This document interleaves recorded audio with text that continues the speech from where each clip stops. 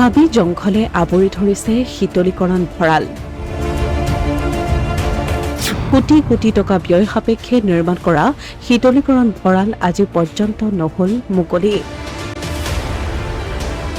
যি সময়ত এটা শীতলীকৰণ ভঁৰালৰ অভাৱত ৰাজ্যৰ বিভিন্ন ঠাইত কৃষকসকলে হাহাকাৰ কৰিবলগীয়া হৈছে, সেই সময়তে পোহৰলৈ আহিছে চামগুৰিৰ এটা শীতলীকৰণ ভঁৰালৰ দুৰৱস্থাৰ দৃশ্য।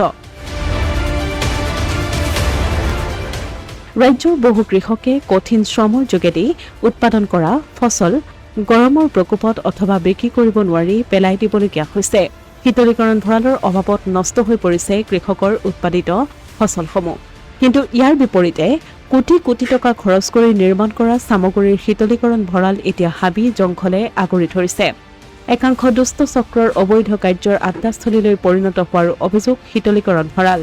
হয় চাওক, বিগত 10 বছৰ 15 বছৰ কাল আগত এইখন শীততাপ নিয়ন্ত্ৰণ কোষ যিটো কয় বনোৱা হৈছিলে, কিন্তু বৰ্তমান পৰ্যন্ত দেখা পোৱা গৈছে যে কোনো ধৰণৰ সা সুবিধা ফাৰ্মাৰসকলে পোৱা নাই।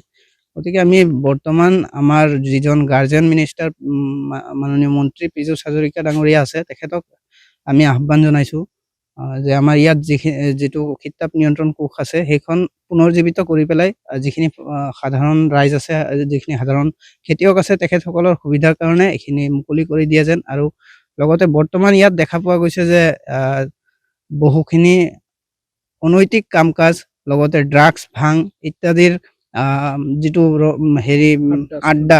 আড্ডাস্থলী ৰূপে পৰিগণিত হৈছে এইখন।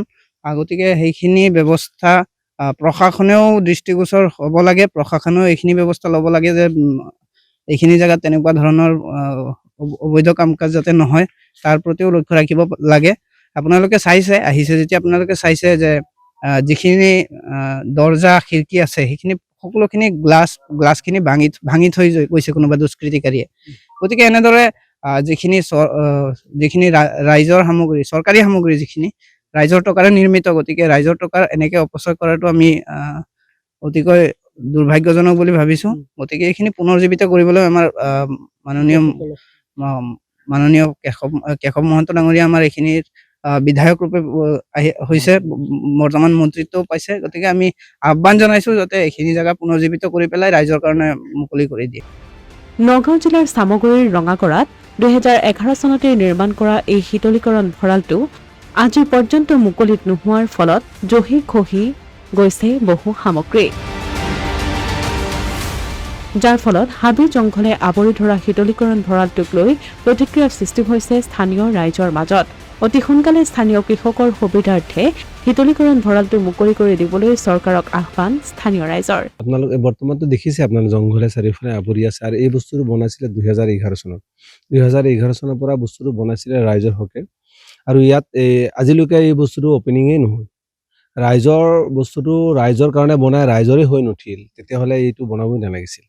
আৰু যদি বনাইছিলে তেতিয়াহ'লে ইমান কোটি কোটি টকা কাৰ টকা ব্যয় কৰিলে ইয়াত। আজি আমাৰ এটা দুখ লাগিছে, এইটো ৰাইজৰ কাৰণে ইমান ধুনীয়া এটা প্ৰকল্প বনালে, বা এই চব্জি আমাৰ চাৰিওপিনৰ পৰা যিটো চব্জি উঠে, বা এই ওচৰ চবৰে যিমান চব্জিটো ইয়াত ৰখাৰ পিছত এই চব্জিটো ইয়াত ঠাণ্ডা, যাতে এই চব্জিটো গেলি পচি যাতে নাযায়, কেইবাদিনো যাতে চব্জিটো ইয়াত ৰাখিব পাৰে ষ্টক ধুনীয়াকে। আৰু এই চব্জিটো ইয়াৰ পৰা যাতে মানুহে ভাল চব্জি বেলেগত যাতে গৈ পায় সময়মতে, আৰু ৰাইজৰ যাতে এই চব্জিটো যাতে কোনো ধৰণে গেলা পচা যাতে চব্জি নহয়, তেনেধৰণৰ এটা প্ৰকল্প ৰাইজৰ কাৰণে বনাইছিল। আজিলৈকে এই বস্তুটো হৈ নুঠিল ভাল। তেতিয়া আজি চাওক, আমাৰ এই বস্তুটো ভাঙি চাঙি জহি হৈ গ'ল। ইয়াত কিছুমান দুষ্কৃতিকাৰী চাগে আহি পেলাই ইয়াৰ ইমান ধুনীয়া এটা প্ৰকল্পৰে আইনা, গ্লাছ, গ্ৰিল চিলিল ক'ৰবাৰ পৰা ভাঙি চিঙি লৈ গ'ল। আৰু ভিতৰত ইমান কিছুমান বস্তু, যি বস্তু আমাৰ ল'ৰা ছোৱালী বা আমিও দেখা নাই, কাৰণ আমি দেখা নাই। আমাৰ ৰাইজৰ কাৰণে যি ইমান ধুনীয়া বস্তু এটা আনি দিছিল, এই বস্তুটো হৈ নুঠিল। তেতিয়া ওচৰৰ আমাৰ বহুত এটা দুখ লাগিছে। আমি এটা কথা আপোনালোকৰ মাধ্যমেৰে জনাব বিচাৰিছোঁ বৰ্তমান চৰকাৰক, আৰু আমাৰ যিহেতুকে আমাৰ নগাঁও ডিষ্ট্ৰিক্টৰ যিজন মন্ত্ৰী, প্ৰভাৱশালী মন্ত্ৰী, লগতে আমাৰ কলিয়াবৰৰ যিজন কেশৱ মহন্ত ডাঙৰীয়া, তেওঁলোক দুয়োজনকে আমি এটা কৰজোৰা অনুৰোধ জনাইছোঁ। যিহেতু এই প্ৰকল্পটো আজি ইমান দিনে পৰি আছে, এইটো ৰাইজৰ হকে আকৌ পুনৰ্জীৱিত কৰিবৰ কাৰণে তেওঁলোকক আমি অনুৰোধ জনাইছোঁ, যে ৰাইজৰ যথেষ্ট পৰিমাণে লাভ হ'ব।